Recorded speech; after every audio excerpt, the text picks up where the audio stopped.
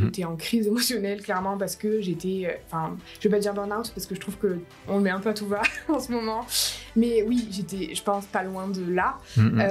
Et c'était nécessaire que je prenne la hauteur nécessaire pour relâcher cette pression-là. Ça m'a permis, en fait, quand je suis rentrée au mois de juin, je savais qu'est-ce que j'avais besoin de mettre en place ou pas, pour moi, pour mon corps, pour mon esprit, et là où je voulais aller.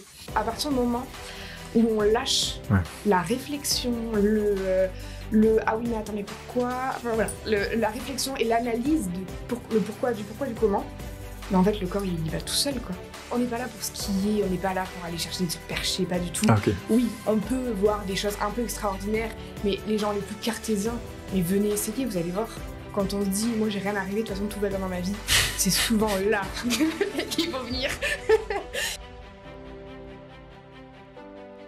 Et salut, bienvenue sur le podcast de Roots. Je m'appelle Alexandre. Et si je te propose ce programme, c'est parce que je me suis rendu compte en tant que patient, mais aussi en tant qu'infirmier, que la prise en compte de la partie sensible, les émotions et toutes ces choses qu'on voit pas forcément, ont un très fort impact sur la santé mentale et indirectement sur la santé au global.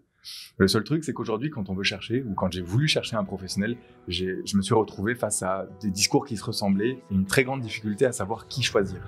Alors je prends le parti, avec ce podcast, de te faire rencontrer les professionnels à travers ce qu'ils ont vécu de facile, mais aussi de douloureux pour que tu comprennes ce qu'ils ont changé pour eux et ce qu'ils peuvent t'aider à changer dans ta vie. Si tu veux en savoir plus, je te donne rendez-vous toutes les semaines pour une nouvelle rencontre et une nouvelle écoute. Je te souhaite un très bon moment. Il y a plein de choses qui ont été marquantes dans ma découverte du breathwork. Ça a été vraiment, dans un premier temps, la première séance que j'ai pu vivre, où je me suis vraiment activée, moi, personnellement, assez rapidement, assez intuitivement, et je savais pas forcément ce qui m'arrivait. Ça m'était déjà arrivé dans le passé avec d'autres méthodes. C'est l'activation de l'énergie dans mon corps, ressentir l'énergie qui circule dans tout mon corps, comme on peut voir sur certaines vidéos assez extraordinaires. Ça peut se voir physiquement comme pas du tout, hein. C'est vraiment propre à chacun. Moi, ça se voyait, je criais, je ressortais des choses qui avaient vraiment besoin de sortir pour me libérer, et cet apaisement qu'il pouvait y avoir après, mais tous ces traumas que j'ai pu revivre pendant cette séance, qui était assez impressionnant. Enfin, je m'attendais absolument pas à ça en arrivant sur place, quoi. Ok. T'es chaud de rentrer un peu là-dedans ? Ouais. Cool. Est-ce que tu serais chaud de me décrire cette première expérience, c'est quoi tes pensées au moment où tu t'installes sur le tapis, comment tu te sens aux premières propositions de respiration ?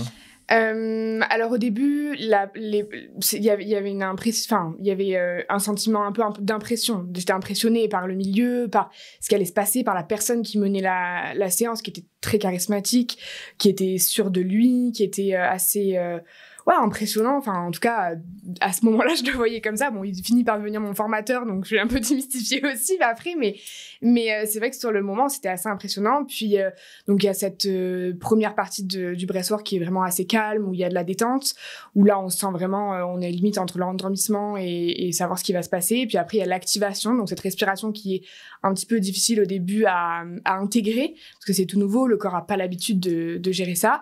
Et puis, en fait, à un moment donné, on déconnecte complètement le cerveau, on se connecte réellement au corps de par ce qui se passe autour, les cris des autres, les émotions des autres qui sortent, et puis le discours de la personne qui facilite la séance. Et là, en fait, on rentre dans une espèce un petit peu d'état second, avec un état de conscience modifié, qui nous permet justement d'aller chercher ces traumas, et on pleure. Mais sur le moment, on n'est pas en capacité de savoir pourquoi on pleure. On vit des traumas, des blocages. Il y a des personnes qui ont des images très claires sur ce qu'ils sont en train de vivre, et d'autres pas du tout. Moi, pour mon cas, sur le moment T, je suis incapable de dire ce qui se passe. Je vis, j'extériorise un maximum. Enfin, il y a même des moments où je me relève, je crois que je vais vomir sur place, clairement. Je tousse énormément, je crie. Enfin voilà, c'est des choses que je fais pas dans la vie de tous les jours, hein. Mais bon, c'est comme ça arrive. Et puis après, il y a cette dernière partie où on va venir vraiment relâcher par un dernier cri, un dernier soupir, un dernier mouvement du corps, enfin peu importe ce qui arrive, on accueille. Et après, il y a une hypnose.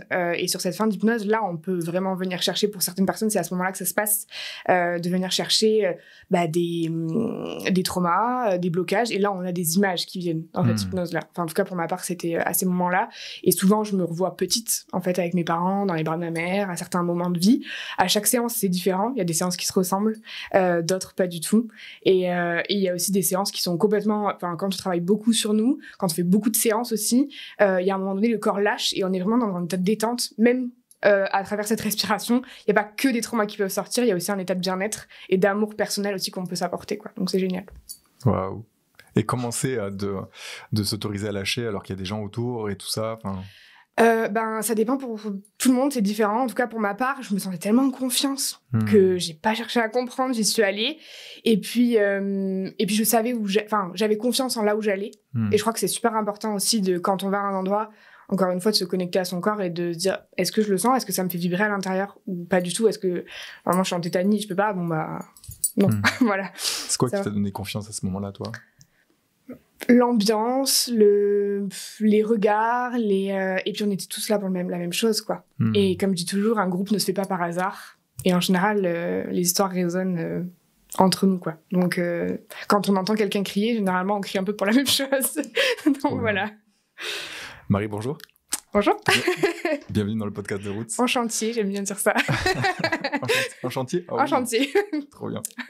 Entre moi qui bafouille et toi qui fais des jeux de mots, ça va être bien, ça. Je suis ravi de t'accueillir au micro de Roots. Moi aussi. Je suis ravie d'être là. Trop cool. Prochainement, tu vas faire une proposition de breathwork à la Villa. Oui. Et j'ai eu l'élan de te proposer de tourner un podcast pour donner de la visibilité sur tout ça. Aujourd'hui, on va mettre le focus sur l'aspect de la douleur, de l'émotion qui s'installe dans le corps, qui va générer la douleur, ou alors des maladies. Et j'ai très envie que pendant les minutes qui viennent, les auditeurs puissent comprendre comment ça arrive, ce genre de choses, les maladies, les douleurs, comment est-ce qu'il y a des solutions qui existent et comment est-ce qu'on peut venir compléter les solutions, notamment à travers le breathwork aujourd'hui. Il me semble que dans ton histoire, il t'est déjà arrivé de vivre des maladies qu'on ne savait pas expliquer. Qu'est-ce qui s'est passé ? Alors, qu'est-ce qui s'est passé depuis très jeune, donc depuis mes 16 ans, je fais des infections urinaires à répétition qui sont inexpliquées. J'ai vu des urologues, inexpliquées. J'ai vu des urologues, j'ai vu des médecins, j'ai été hospitalisée pour des calculs rénaux, enfin des pyélonéphrite, donc infection du rein, voilà, des choses un peu subites qui me tombent dessus comme ça, sans vraiment d'explication. Je me sens absolument pas considérée par le corps médical. Et un jour, je décide d'arrêter le suivi. Puis je fais une énième infection urinaire, calculs rénaux, bref, et là je dis stop, c'est bon, là faut trouver une solution, on peut pas tout faire autrement. Et suite à ces calculs rénaux, je fais des examens de suivi derrière, donc scanner, et là le médecin m'interdit de partir, normalement on part du scanner, et puis après on reçoit les résultats quelques jours après. Là on me demande de prendre d'avoir un rendez-vous immédiat avec un médecin. Et donc là, je me retrouve avec ma mère à côté, comme ça, je savais pas ce qui m'arrivait, j'avais même pas 20 ans. Et là, on me pose la question, mademoiselle, est-ce que vous êtes alcoolique ? Et là, je dis non, je ne suis pas alcoolique, enfin, je bois occasionnellement, quoi, comme une jeune fille de mon âge. Et là, donc, on me dit, vous avez une tache sur le foie qui fait 10 cm sur 7 cm. Approximativement. On ne sait pas ce que c'est, on vous envoie directement en IRM injecté pour savoir ce qui se passe. Donc, je fais un IRM injecté, et là, je vais vous sortir un mot que personne ne connaît. Donc, j'ai une hyperplasie nodulaire focale. Donc, c'est une lésion, parce que j'aime pas dire le mot tumeur, parce qu'on connaît la connotation tumeur. Donc, j'ai une lésion sur le foie qui fait 10 cm sur 7 cm. Donc, j'entame un long processus de suivi avec un gastro-entérologue. Et donc, on ne sait pas forcément d'où ça vient. Donc, normalement, ils me disent que ça vient des hormones. Mais en fait, si je pose pas la question d'où ça vient, de comment c'est venu dans ma vie, dans mon corps, on me dit pas, quoi. Et moi, je veux pas rester sans réponse. Et là, je me dis, bon, il y a quelque chose. Je faisais un gros travail sur moi-même déjà en amont, personnellement, de dev perso. J'ai vu des psys, des sophrologues, des hypnothérapeutes. Enfin, bon, j'ai vu pas mal de corps de métier dans le bien-être psychologique. Et un jour, j'arrive un peu à bout de toutes ces pratiques-là. Et je me dis, bon, j'aimerais trouver quelqu'un. Et je commence à en parler autour de moi. En fait, c'est-à-dire, je cherche quelqu'un d'autre. J'ai besoin de plus, j'ai besoin de nouveau. Et là, on me conseille, une de mes meilleures amies qui me conseille d'aller voir une personne qu'elle avait déjà vue, Sylvie, qui est donc énergéticienne, chamane, naturopathe, enfin voilà, plein de cordes à son arc. Et donc, je décide d'aller la voir. Et je vais la voir, elle me fait un soin chamanique. Je lui explique, je vais la voir plusieurs fois.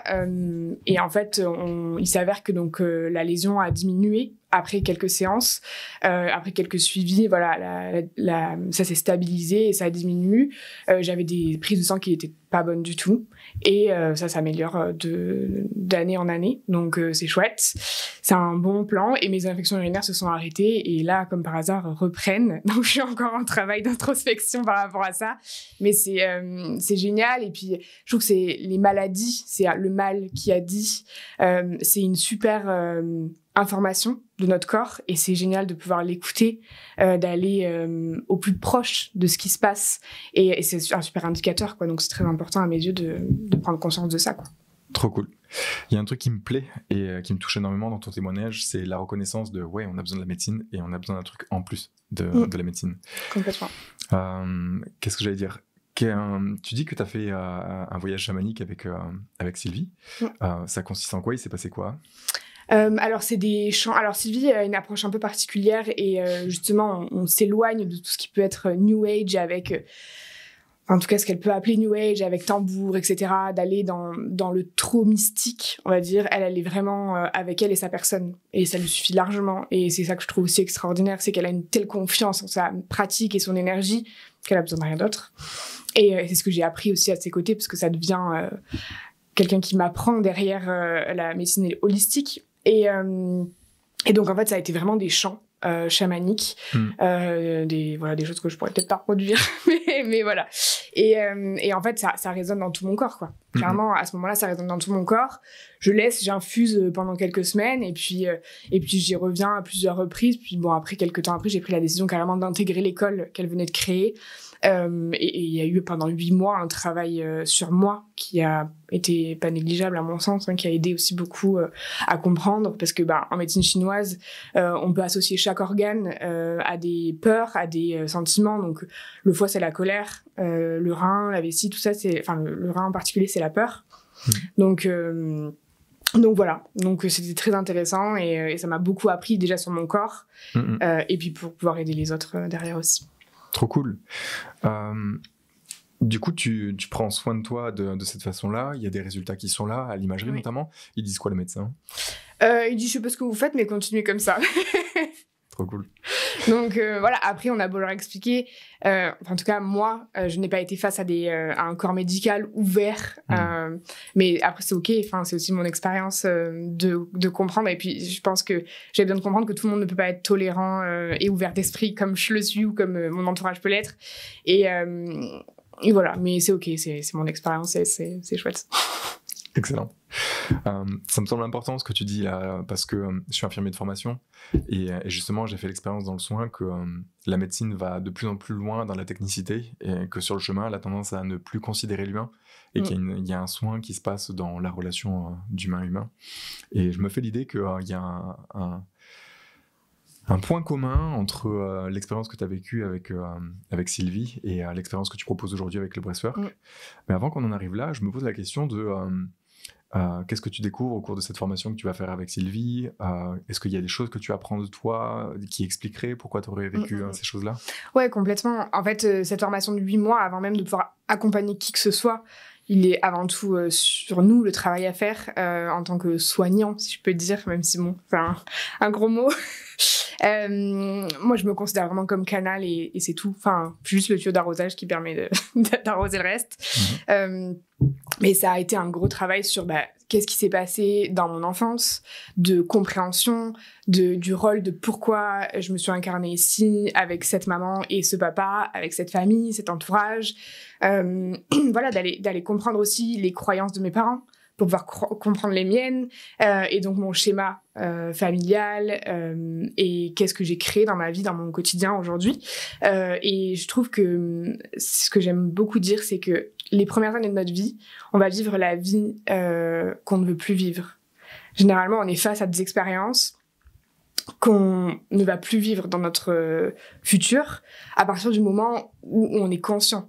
Bien sûr de ce qui se passe et donc c'est super important, je trouve, de faire un travail sur soi assez tôt, contrairement à ce qu'on peut dire d'aller voir un thérapeute dès que ça va pas. Non, c'est vraiment, même si ça va pas, on a des choses à traiter, des fois qui nous appartiennent même pas, donc voilà, c'est super important, et moi ça m'a vraiment permis de mettre en lumière plein de blocages qui ne m'appartenaient même pas des fois. Ok, j'entends. On a commencé à évoquer un peu plus tôt les organes, le foie, les émotions, la colère, la peur dans les reins. Quel parallèle tu fais, comment tu fais un lien aujourd'hui entre les émotions qui seraient comme pas traversées, pas vécues et ces problématiques-là? En fait, les émotions, si elles sont pas exprimées sur le moment, elles vont venir se stocker dans le corps, dans nos cellules physiques, clairement. Et c'est des choses qui peuvent se dégénérer, on va dire, clairement. Je vais pas partir dans cette explication-là, mais... et en fait, ça peut venir créer des maladies physiques et donc forcément, c'est des choses qui nous dérangent dans notre quotidien et qui nous permettent pas d'avancer de façon plus sereine. Donc vraiment, c'est... De toute façon, nos émotions, c'est le reflet de ce qu'on a dans le corps physique, quoi. Ok. On avance un petit peu dans le temps. Tu fais la formation avec Sylvie. Ouais. À partir de quand tu vas rencontrer le breathwork et quand est-ce que tu vas te dire c'est un truc pour moi ça? En fait, après avoir fini ma formation avec Sylvie, donc je commence à pratiquer des soins énergétiques un peu sur mon entourage, sur des personnes que je recevais dans mon espace de soins sur Nîmes. Et puis je sens que j'ai besoin de plus. Même moi personnellement, j'arrive un peu à bout de certaines méthodes, certaines choses que moi j'avais explorées et je pars à Bali. C'était un voyage que mes parents m'ont offert pour mes 25 ans, ça tombait très bien, j'étais un peu limite moi émotionnellement aussi à ce moment-là et je pense que j'avais besoin de voir autre chose et je suis partie. Ça n'a pas été le meilleur voyage de ma vie, hein, clairement qu'on se le dise. Bali pourtant. Ouais, Bali c'est beau mais c'est aussi, il y a un envers du décor qui est difficile à voir et quand on voit la réalité des choses... C'est pas terrible. Je suis curieux. Je suis pas allée à Bali encore, dis-moi. C'est très très pollué. Ah merde. C'est une île à pollution, clairement. Okay. Il y a des montagnes de déchets partout. Enfin, c'est catastrophique, hein, clairement, qu'on se le dise. Ah, ok. Voilà. Donc ça c'était la parenthèse, mais. Donc je pars à Bali et je rencontre donc une équipe qui organise en fait des expériences holistiques, donc cérémonie de lune, breathwork, sound healing, enfin vraiment plein de choses. Cérémonie des lunes? Cérémonie de lune, ouais. Pour la pleine lune, nouvelle lune. On fait des cérémonies où on fait des tirages de cartes, il y a la cérémonie du cacao, enfin il y a plein de choses. Et t'as fait ça aussi? Ouais. Ok, trop cool. Donc trop chouette, et donc je découvre un peu tout ce milieu-là, je fais plusieurs expériences avec eux, et donc je rencontre Siam, qui devient mon formateur de breathwork par la suite, et avec qui je fais une séance de breathwork, et voilà, donc ça se passe comme ça. Trop bien. Tu dis que dans la séance de breathwork, que dont tu as témoigné un peu plus tôt, que tu sentais que tu avais des trucs qui lâchaient, tu sais pas exactement quoi. Comment tu te sens à la fin de ce breathwork? Alors, ces séances le breathwork, moi, que je pratique et que j'ai pratiqué, ça s'appelle l'hypnotic breathwork. Donc, c'est un breathwork où il y a de l'hypnose à la fin, pour justement permettre d'intégrer tout ce qui s'est passé pendant la séance. Et pendant ces hypnoses, on fait en sorte de toujours terminer sur une note agréable, beaucoup plus cool, qui nous permet d'être en paix avec nous à la fin de la séance. Donc, quand on sort, on a toujours le smile, généralement. Trop cool. Ça arrive qu'il y ait des personnes qui soient encore dans leur trauma, etc., qui sont pas du tout rentrées en hypnose et tout. Mais à ces personnes-là, on encadre vraiment à la fin. On va discuter, prendre le temps de parler justement pour que l'intégration se passe, peut-être pas pendant l'hypnose, mais pendant la dernière vraiment partie où on va vraiment juste discuter avec la personne pour la rassurer, lui dire que c'est ok ce qu'elle ressent, ce qui se passe. Voilà, ça a juste besoin de sortir, il faut laisser sortir justement pour que derrière ça soit plus tranquille, quoi.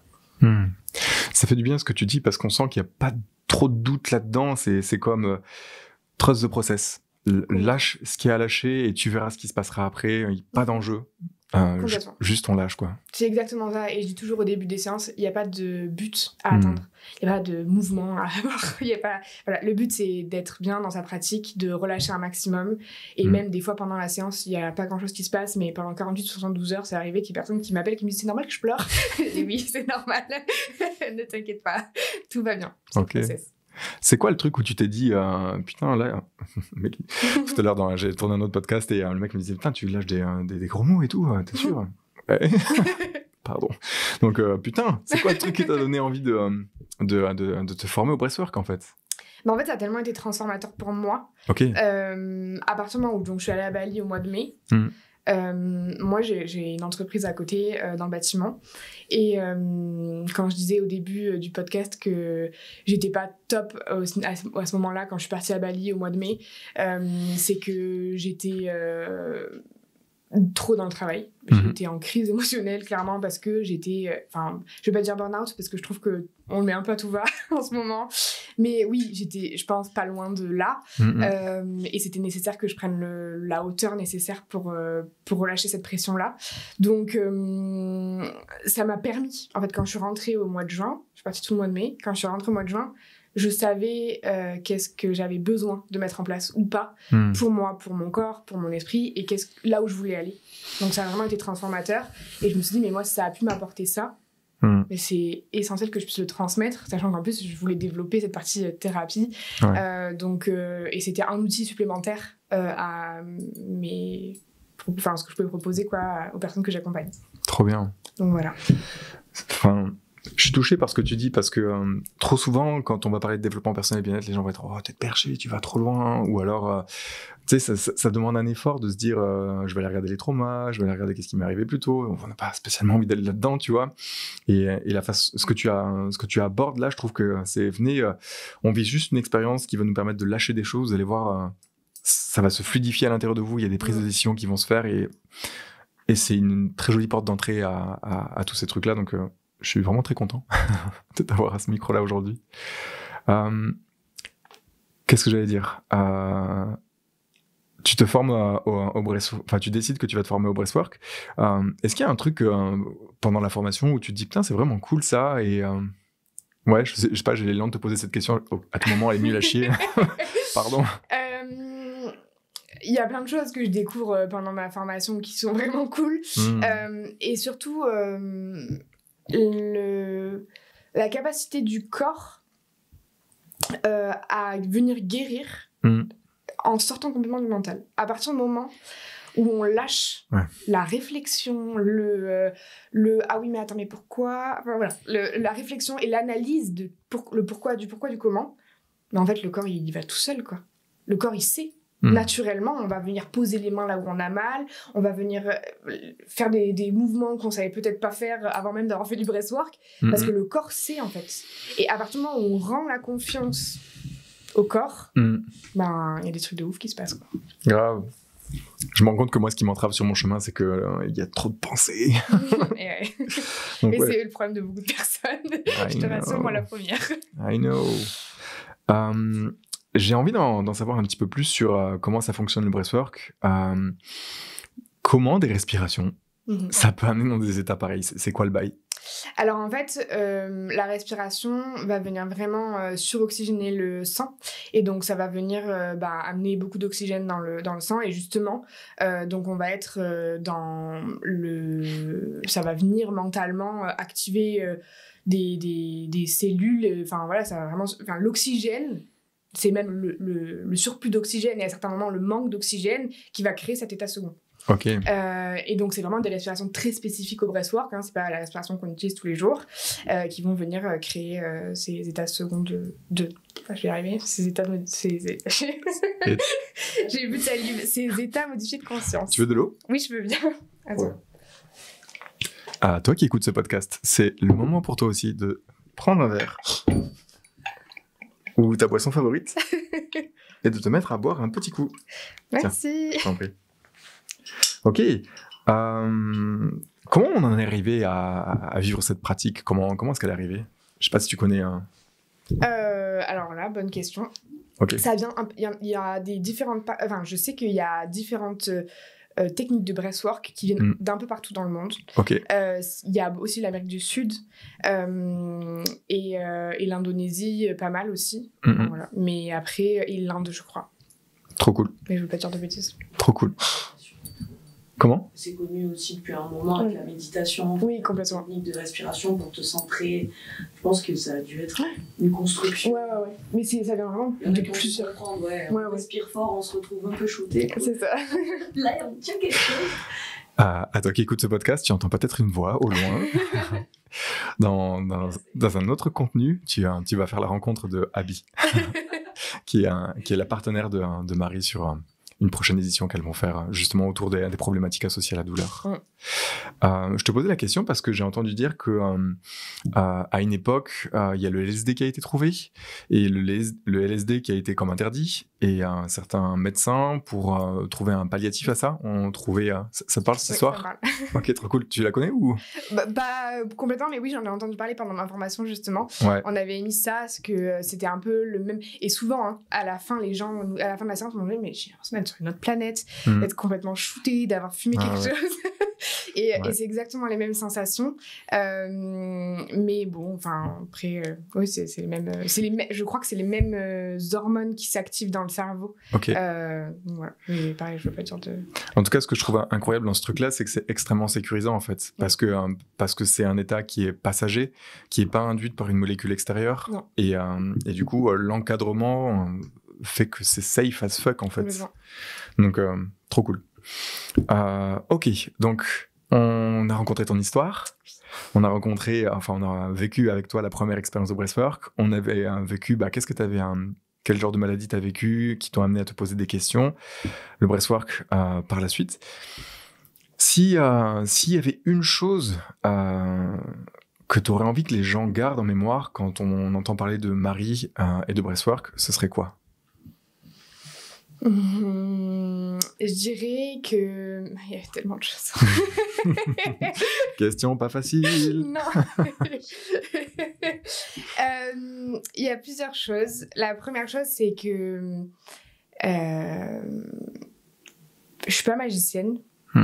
Que le breathwork, c'est nous, quand on fait cette pratique, c'est nous qui avons la pédale d'accélérateur dans les mains. C'est-à-dire que si on n'a pas envie d'y aller, on n'ira pas. Je vais forcer personne. Et qu'on est vraiment maître de soi-même. Et que si on décide d'être là, c'est pour aller se challenger justement et aller chercher ses traumas. Sinon, clairement, il n'y a pas d'intérêt. Et souvent, les gens me disent toujours au début, oui, moi j'aime par curiosité, mais au final, il y a toujours quelque chose. Et souvent, quand on se dit, moi j'ai rien à régler, de toute façon tout va bien dans ma vie, c'est souvent là qu'il faut venir.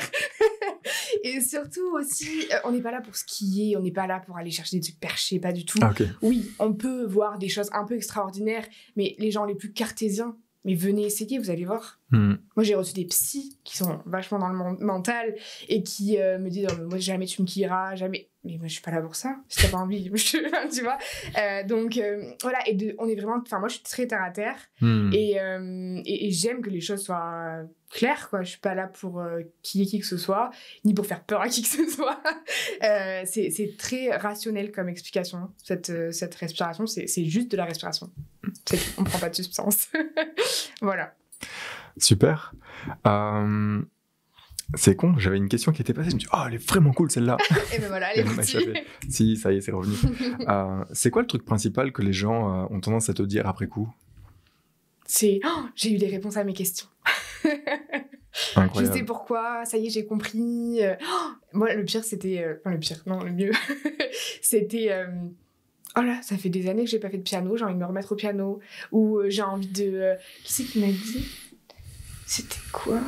J'ai envie d'aller faire un vol en montgolfière, où il y avait un truc comme ça. J'en ai fait quand j'étais jeune et j'ai envie de recommencer. Je me suis sentie de partir dans les airs. Enfin, il y a des trucs de fou, hein. Des fois, il y a des trucs... on est là, ok, bon, très bien. Bah vas-y, fonce. Et puis les transformations qu'on voit, autant moi que... Parce que je suis beaucoup en contact aussi avec les nanas qui ont été formées avec moi. Pour celles qui pratiquent, en tout cas, on a des transformations de dingue, quoi. Ah ouais. C'est assez impressionnant. T'as vu quoi, par exemple? Qu'est-ce qu'il y avait eu? Oui, quelqu'un qui était beaucoup dans la recherche à l'extérieur de rencontres amoureuses, d'avoir envie tout le temps que ça vienne, que quelqu'un vienne la sauver de l'extérieur. Et en fait, quelqu'un qui s'est complètement métamorphosé, qui n'a plus besoin de personne, fait sa vie, mais t'inquiète pas, ça viendra quand ça viendra. Enfin, voilà. Et en fait, c'est vraiment des choses qu'on voit dans notre quotidien. J'ai pas mal de personnes autour de moi qui ne vont pas forcément très bien et qui cherchent la réponse à l'extérieur. Mais en fait, à partir du moment où tu comprends que c'est à l'intérieur de toi, t'as trouvé, quoi. Marie, je propose qu'on aille vers la fin de cette première partie de podcast. Il y en aura une seconde avec Abby à toi auditeur un peu plus tard. Où est-ce que les gens peuvent te retrouver? Les gens peuvent me retrouver sur les réseaux sociaux, donc sur Instagram, c'est marie.breathwork. Sur Facebook, c'est pareil. Ouais. Et voilà, et après en séance individuelle sur Nîmes, et en séance de groupe un petit peu partout. Donc je fais des séances à Avignon, à Nîmes et à Montpellier. Trop cool. Voilà, et bientôt à Marseille. Ok. Voilà. Je précise, puisque le podcast va sortir la semaine prochaine, que le 6 avril, tu fais une proposition à Montpellier. Une proposition, est-ce que tu pourrais en parler peut-être ? Oui. Alors, on va faire une séance, donc un après-midi, breathwork phys-yoga, donc avec Abby, qu'on verra dans la suite du podcast. Et donc, on va faire vraiment une activation du corps par la mobilité et ensuite une activation par la respiration, justement, pour aller chercher peut-être toutes ces tensions qu'on a pu ressentir pendant la première partie, toutes ces douleurs, et venir, avec le breathwork, venir débloquer émotionnellement tout ce qui s'est passé dans le corps dans la première partie. Voilà. Trop cool. J'ai cette idée qui me passe à travers l'esprit. C'est pas raccord avec ce que j'étais en train de dire juste avant, mais je m'autorise à le faire. J'ai fait une expérience de breathwork il y a quelques temps et je me suis rendu compte que c'est à la toute fin que ça commençait à lâcher. Et je me dis, c'est quoi ton regard par rapport à des gens qui auraient du mal à lâcher dans un premier temps et... Vas-y. Mon regard là-dessus, c'est il n'y a pas de but à atteindre, il n'y a pas d'objectif. Je peux pas prédire ce qui va se passer dans 5 minutes. Je peux pas prédire comment une séance va se passer. C'est vraiment propre à chacun. Moi, je briefe au début les personnes pour que ça se passe le mieux possible pour elles. Après, je suis pas à l'intérieur de ces personnes-là, donc je peux pas dire. Je répète plusieurs fois pendant l'activation, lâche le mental, reste connecté à tes sensations physiques, reste connecté dans ton corps. Mais entre l'entendre, le vivre et le comprendre, il y a un monde. Et en fait, pour moi, c'est juste pratique. Et plus tu vas pratiquer, plus tu vas pouvoir rentrer facilement. Je dis pas que pour moi, les premières fois, c'était facile. Hein. Peut-être que la première fois, j'ai relâché 10 minutes à la fin. Mais après, maintenant, au bout de 3 secondes, je rentre dedans. Et c'est parce que j'ai fait des heures et des heures de pratique. Mais c'est pour pareil tout le monde. C'est comme un sport. Donc il y a comme une invitation à vivre une première fois l'expérience et si l'expérience s'intensifie ou en tout cas on peut aller plus loin en répétant. Trop cool. Je pense que c'est important de dire ça. Marie, est-ce que tu aurais un mot pour conclure ce podcast aujourd'hui ? Quelque chose que je dis toujours, en fait, à la fin de mes séances, je donne toujours des petits bâtonnets d'encens avec un petit mot et je mets toujours avec tout mon amour, respire et deviens. Voilà. Merci Marie. Bah ouais. Merci à toi. À très bientôt. J'ai perdu mes mots.